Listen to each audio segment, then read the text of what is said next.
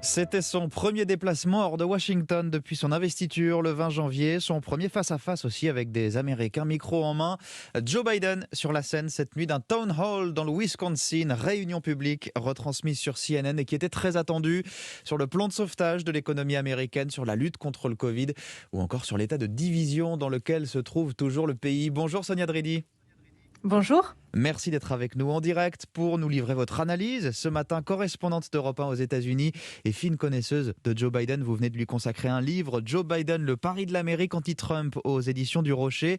Comment il a été accueilli, Sonia, Joe Biden, par ses habitants du Wisconsin? Est-ce qu'il a vraiment été accueilli d'ailleurs? Alors oui, finalement, il n'a pas eu un grand accueil parce que il y avait même très peu d'ambiance sur le plateau, car pour respecter les règles sanitaires, il y avait seulement quelques dizaines d'habitants du Wisconsin, tenus à distance les uns des autres, des spectateurs triés sur le volet, des enseignants, des infirmiers. Tous ont été très cordiaux avec Joe Biden. Il y en a aucun qui l'a attaqué. Les questions avaient probablement d'ailleurs été communiquées au président à l'avance. Donc c'était un exercice bien huilé. Et d'ailleurs, on imagine que le contact avec les électeurs, la foule, manque beaucoup à Joe Biden, qui est connu pour son côté chaleureux et tactile. Question transmise possiblement. La plupart ont porté évidemment sur l'épidémie. Est-ce qu'il y a eu des annonces, notamment sur la vaccination?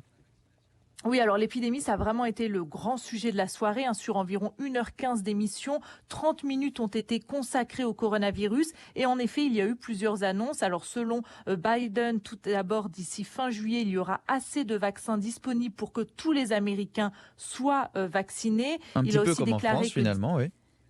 Voilà, tout à fait. Il a aussi déclaré que d'ici Noël, il devrait y avoir un retour à la normale aux États-Unis, que selon lui, beaucoup moins de gens auront besoin de porter un masque d'ici là.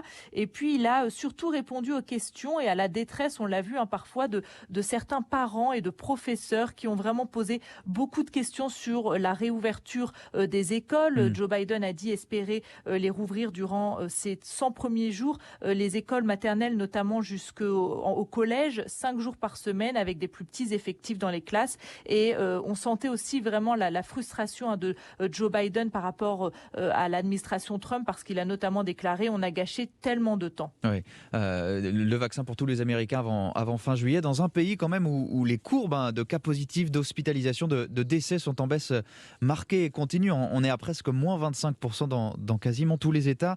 Il était très attendu, Oui. Joe Biden, Sonia Dridi, notamment sur le plan de relance, aussi 1900 milliards de dollars qu'il veut faire adopter au plus vite, quitte à brusquer un petit peu le Congrès. Oui, tout à fait. Joe Biden en fait vraiment sa priorité absolue. Il a continué de le défendre lors de cette réunion publique. Joe Biden qui a décidé d'aller vite sans attendre un consensus au Congrès, ce qui embête beaucoup les républicains, puisque d'ailleurs certains républicains l'accusent, lui qui se pose en rassembleur en chef, de diviser un peu plus la nation avec ce plan de relance. Qu'est-ce qu'il leur a Mais répondu? finalement... Voilà, alors il a dit qu'il allait qu'il allait tenir bon, c'est vraiment sa priorité, mais finalement il n'a pas passé tant de temps que ça à en parler pendant cette réunion publique, et c'est aussi parce que justement c'est un sujet qui divise beaucoup. Évidemment. Il y a un nom qui est revenu beaucoup en revanche tout au long de cette émission, Sonia Dridi, c'est celui de Donald Trump, et il en a assez, Joe Biden, je crois. Oui, tout à fait.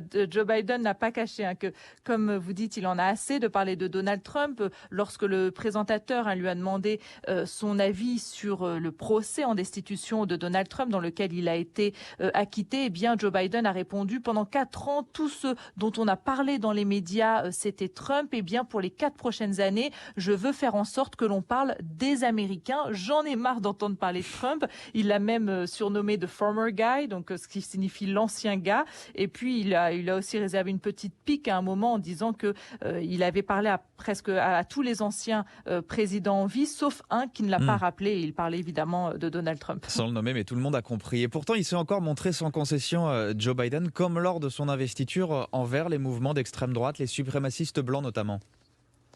Oui, tout à fait. Il a eu des mots assez forts pour les décrire. Il a dit que c'était des gens dangereux, des fous. Donc, c'est des termes. On voit vraiment la différence avec Donald Trump, qui a longtemps refusé de condamner clairement les suprémacistes blancs. Joe Biden, lui, n'hésite pas. Et puis, par contre, alors que justement, on parlait de l'unité il y a peu, alors qu'une Américaine l'interrogeait sur c'est les divisions dans le pays, Joe Biden a tenu à dire le pays n'est pas divisé. Vous avez des extrêmes de chaque côté. Donc, il a encore une fois vraiment pointé du doigt les extrêmes. Justement, c'est intéressant cette question de l'état de division de l'Amérique. Un mois après l'investiture de Joe Biden, 3 mois après son élection, il y a encore des gens qui manifestent toutes les semaines pour protester, convaincus qu'il a volé l'élection.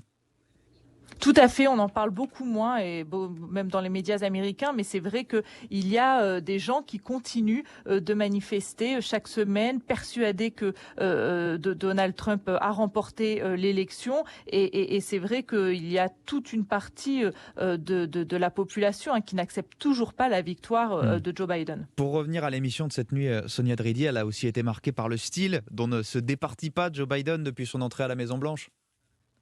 Oui, c'est vrai que il y a vraiment cette empathie qui caractérise Joe Biden et on l'a encore vu lors de cette réunion publique. À un moment, il y a une mère qui s'est adressée à lui en disant que son fils avait une maladie respiratoire, qu'elle ne comprenait pas pourquoi lui n'avait pas été vacciné, alors que beaucoup qui ne souffrent pas de maladie en particulier ont été vaccinés. Eh bien, Joe Biden lui a dit qu'elle pouvait rester quelques minutes de plus à la fin donc de ce town hall et qu'il allait tenter de l'aider. Donc c'est vraiment du Joe Biden. Ça fait des décennies qu'il a ce contact particulier avec les électeurs et qu'il n'hésite pas à leur venir personnellement en aide. Avec sincérité aussi, une toute dernière question, Sonia Dridi. Il est revenu ce soir, Joe Biden, sur son quotidien à la Maison-Blanche, très différent de celui où il était vice-président. Il a presque semblé regretter cette période.